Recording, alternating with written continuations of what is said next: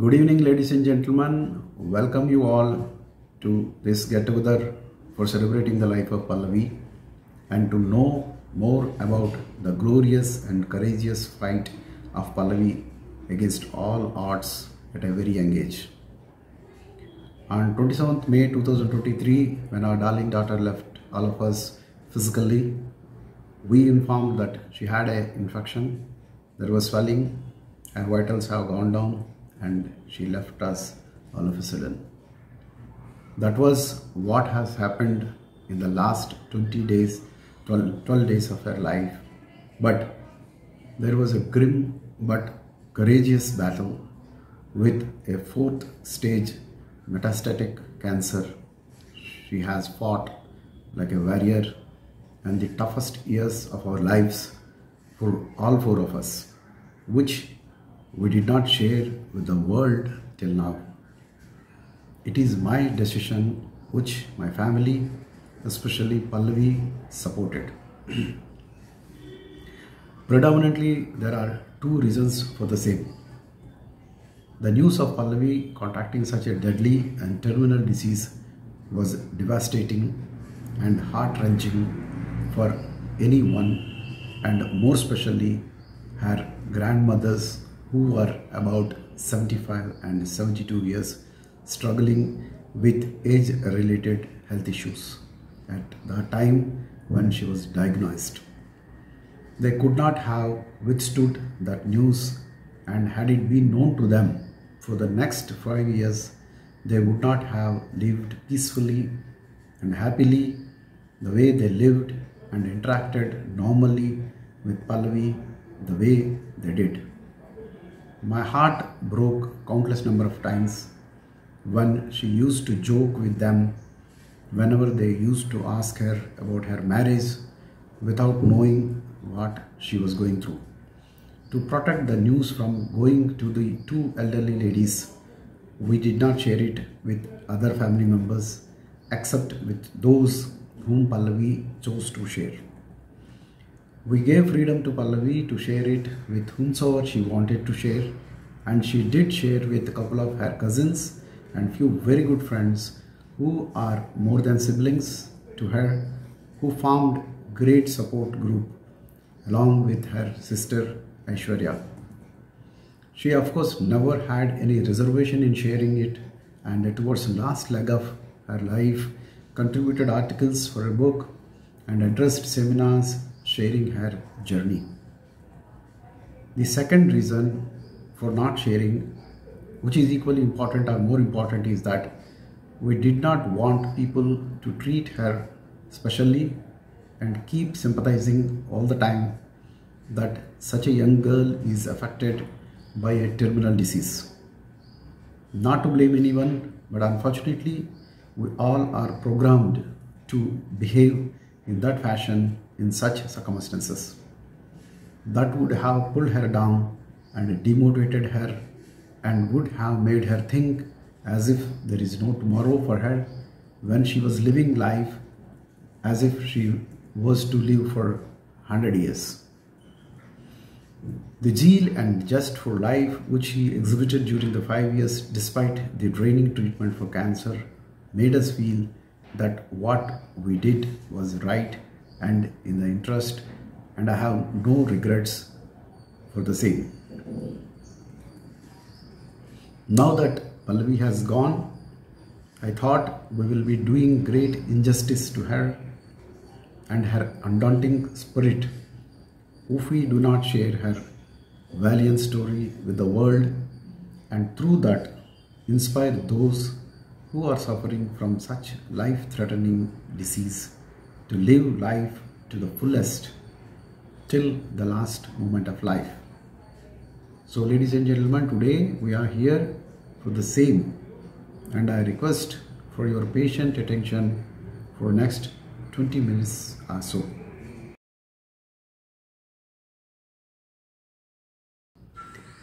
In February 2018, Pallavi was all of 26 years old, having done her 5 years integrated law from National Law School Patiala and CS Intermediate, and was at a takeoff stage in her professional and personal life.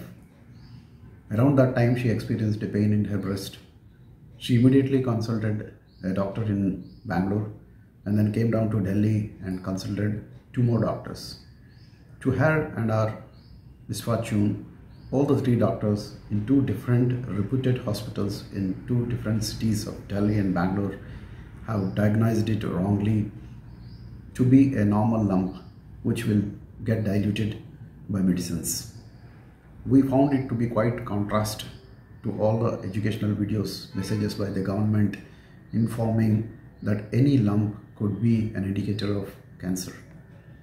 They wasted good 6 months, and after our repeated insistence, very reluctantly gone for scan and biopsy, and to our utter shock and dismay, announced that she had a metastatic 4-stage cancer, which was also told to Pallavi, and immediately asked her to undergo chemotherapy and other treatments for cancer without wasting any time, wasting 6 months themselves.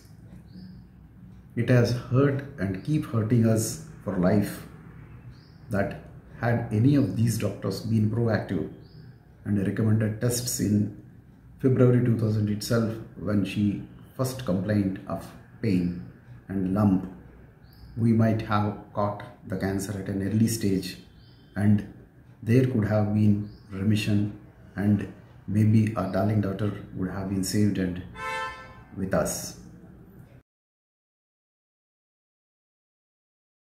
For me, my wife and my second daughter, this devastating news has come as a rude shock which we could never overcome. Personally, I felt like the world has come crashing down all around me. As a father, I always saw the world through my two daughters, and ever since they turned teens, I had only dreamt about their career and marriages. Everything I did in my life and every single penny I earned was for them, and I always felt that I am the trustee of the wealth created for them, and my propensity was always to save and not to spend, to such an extent of my being branded as a thrifty and a miser. With this background, to digest the fact that she is having a disease that has no cure, no remission, and the doctors clearly drawing lines for her lifespan in unimaginable and unbearable. For days, months and years, I could not sleep properly. I used to listen to my heartbeat in Dolby sound, sweat and turn numb. Many nights felt that I may not get up in the morning. Every night I used to remember a story which I listened in my childhood, in which a sadhu comes to a merchant's house who is on the deathbed, and every family member requests a sadhu to save him at any cost, and they are ready to do anything for their father. Then the sadhu asks each one of them, if you give your life, I can save your father. And then each one of the child excuses himself by giving some reason or the other. I really waited for that sadhu to come into my life and give me such an offer, and I would have readily and happily agreed to exchange my life. But it's a life, not a fairy tale. If it was any other disease requiring some organs to be donated to her, I would have donated any organ or every organ. But unfortunately, it was not to be so. It is such a disease that no donations could have been possibly saved her. We quickly came back to reality. We realized that the first priority is to give her the best medical attention under the given circumstances, and I never took up a full-time job after that, and most of the time I was with her, both of us working, pursuing our hobbies from the home and having a quality time together. I can imagine the pain of mother who carried her in her womb for 9 months, which is much greater than anybody else's pain. Sister Aishu, who is so dependent on her, has lost challenging for life after this incident.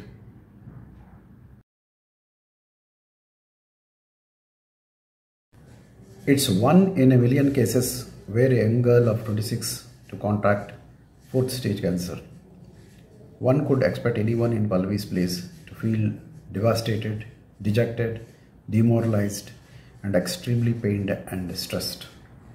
To lose interest to life, feeling miserable, and making life of others around miserable could have been the natural feelings. One could question and blame that God and destiny has not been kind to them. But Pallavi has exhibited an unbelievable level of composure and maturity in taking the news into her stride. Neither she became emotional nor shed a tear. She simply said in her typical style, क्या कर सकते हैं, चलो treatment शुरू करते हैं और जल्दी ठीक हो जाएंगे. She quickly went and wound up her setup in Bangalore and came back to Delhi and started her chemo sessions the very next day, which went on weekly for some time and once in 3 weeks later throughout the next 5 years. From there, she started the courageous journey which has surprised us, the doctors, the other staff in the hospital, and her friends who knew what she has been going through. It appeared that she decided not to accept defeat and negotiated most positively what cruel destiny has thrown at her. Her simple mantra was to be absolutely normal and be happy all the time under all circumstances and spread happiness. The way she charted her journey in the next 5 years will reflect that. Few of the things which she did in the last 5 years are: in the first month of her treatment, she has joined in multimedia course and learned digital designing and cartoons, etc. Then she took up to making of handmade toys and other products in a big way. She learned this on her own without any formal training and brought smiles and happiness among many, especially the kids. She made a variety of hand-painted products on resins like table coasters, tabletops, baggage tags, fridge magnetics, etc. She took to cooking in a big way for the first time in her life. All the items made by her were very special and unique and made in a very small quantities, decorated and displayed in a pleasing manner.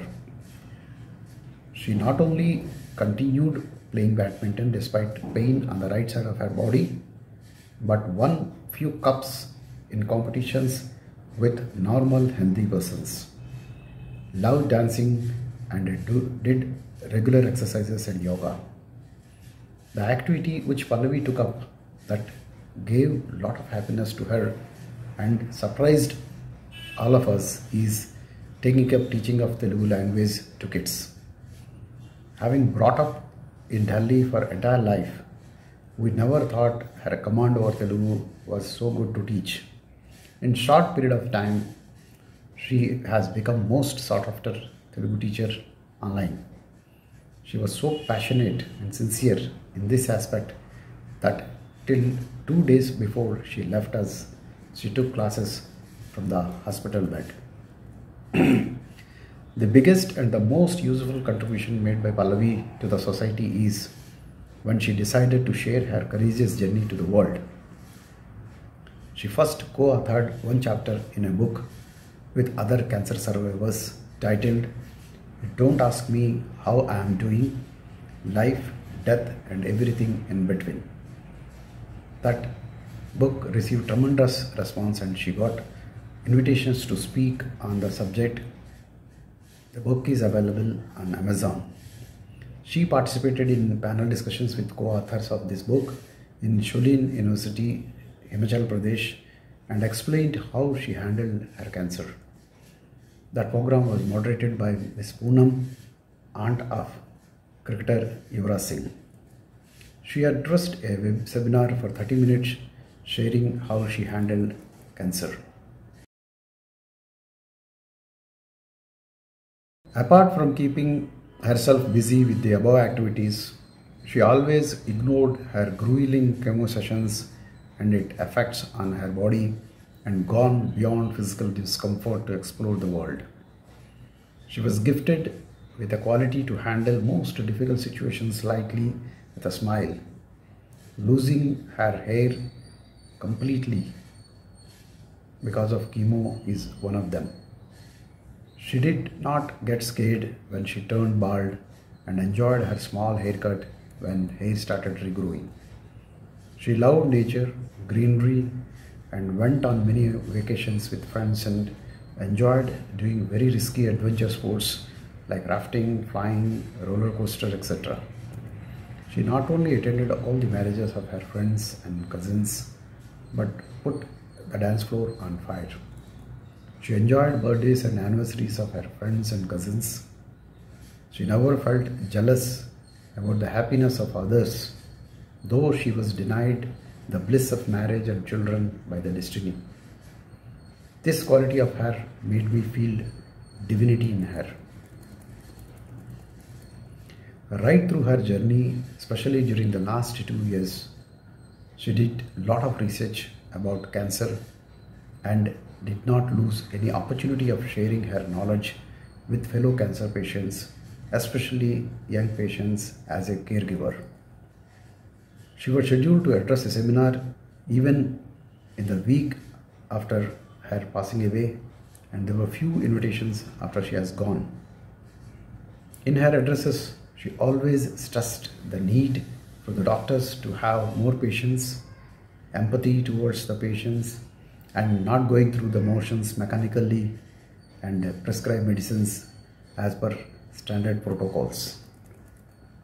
Though she did not hold any punches back in expressing her disappointment on the unprofessional behavior of the doctors who diagnosed her first, she always maintained dignity and decency of not disclosing the names of the doctors and the hospitals, even when she was specially asked for about that in seminars. Not getting any encouragement from the doctors, she did an unending research of various alternative treatments and experimented with Ayurveda, homeopathy, besides her regular allopathic chemo treatment. She used to send auto suggestions to her body through her writings to hold on till some right combination of medicine clicks or a miracle happens. This exercise kept her so positive, energetic, to pull out of crisis every time, and lived with a hope till last moment of her life. She never, even in the last visit to the hospital, required ambulance or wheelchair, walked on her own, attended to all her requirements on her own, worked and took classes from the hospital bed till 2 days before she left.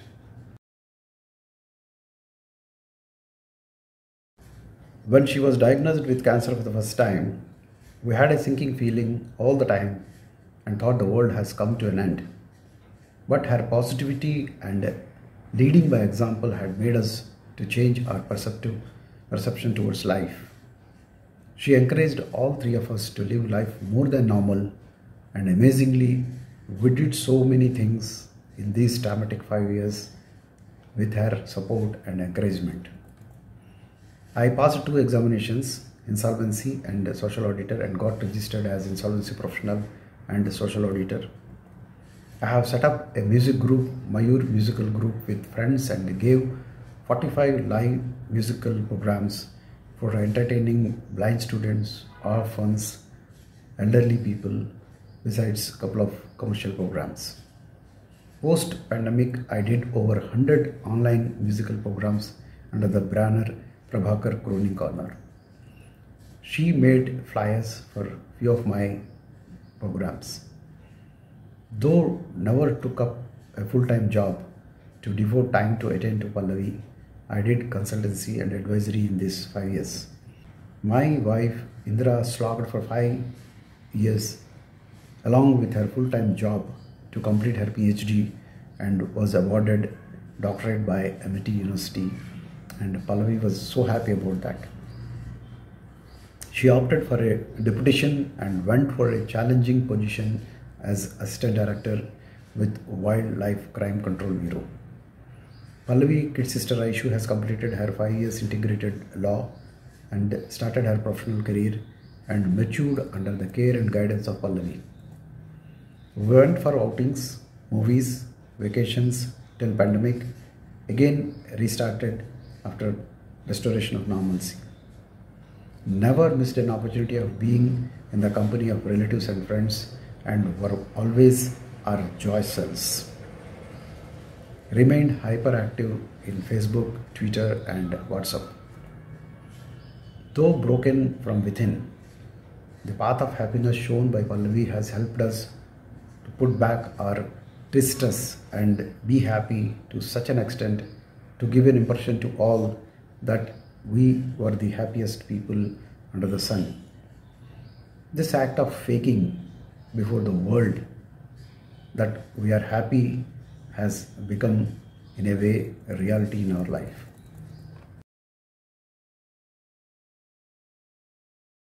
Right from childhood, Pallavi has always been independent and from 3 years onwards used to take a good care of her kid sister and cousins too. She never troubled us or anyone and always remained extremely calm, composed, with a pleasant and disarming smile. In the 5 years tough battle against cancer also, she has not deserted these special qualities. Till she moved to ICU on the last day, she has a smile on her face and kept giving instructions to nurses and sisters. She used to take her own decisions in every matter, and it appeared that she took a decision to go away at a time which she thought most appropriate. As a family, we always would have liked to have her as long as we can. But beyond that point, there might have been more pain, multiple surgeries, getting bedridden and becoming highly dependent on others, which, going by her nature, Pallavi would not have liked it to. By going at that stage where she was walking, talking, working, taking selfies with friends and relatives who came to visit her in the hospital and shaking my hands with a smile while going into ICU, she left imprints of smiling and happy face in our minds to remember for a lifetime.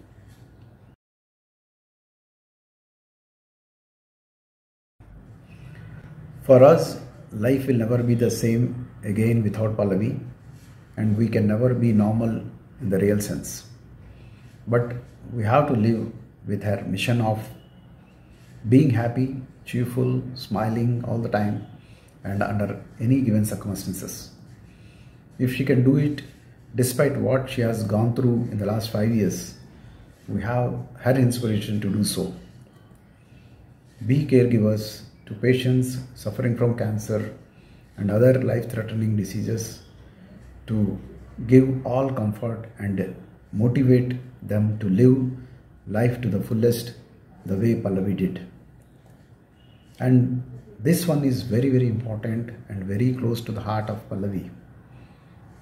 Though difficult, either with our own efforts and or with the efforts of other cancer support organizations to sensitize doctors and other paramedical staff in the hospitals, to be more proactive in diagnosing, detecting such life-threatening diseases at a right time, which can save precious young lives. Focus on preventive care rather than curative treatments and not be guided by commercial considerations. Not to lose hope even before the patients and not to treat them as hopeless cases. Learn to be more empathetic. Work more on diets, nutritious food, alternative therapies to improve immunity in cancer patients, which can result in remission rather than following the standard protocol of medicines. And lastly, in general, to spread Pallavi's message of being happy and not to die before death comes whenever it has to come. Pallavi, you lived a life of 100 years in 31 years and we are proud of you. Thank you very much, ladies and gentlemen, for your patient listening.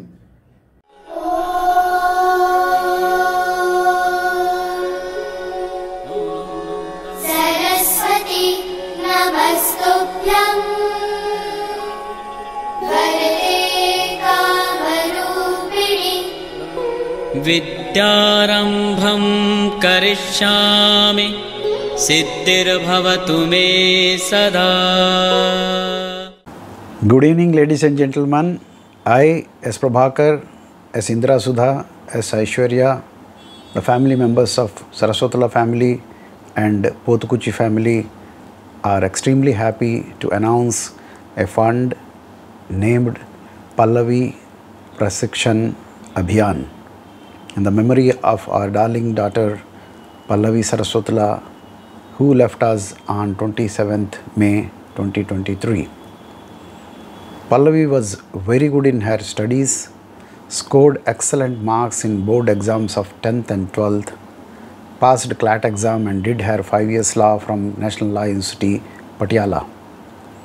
Apart from academics, she was very interested and very good in fine arts like drawing, painting, web designing, toy making and other handicrafts. So we thought it fit to have a fund with the main object of helping financially the poorest of the poor who are not eligible for any caste-based or any other criteria-based financial aid from the government in pursuing their academics or vocational training like stitching, painting, handicrafts or any other vocational courses, which will help them to have a decent beginning to their career instead of ending up as a child labor. This fund is created predominantly with our savings earmarked for the marriage of Pallavi. We solicit the help of all of you in finding children, preferably girl children, from poor families with a burning desire to get educated and trained. Pallavi may not be there with us physically, but her memory will live on through this mission of Pallavi Prasikshan Abhiyan. Thanking you all and have a good day.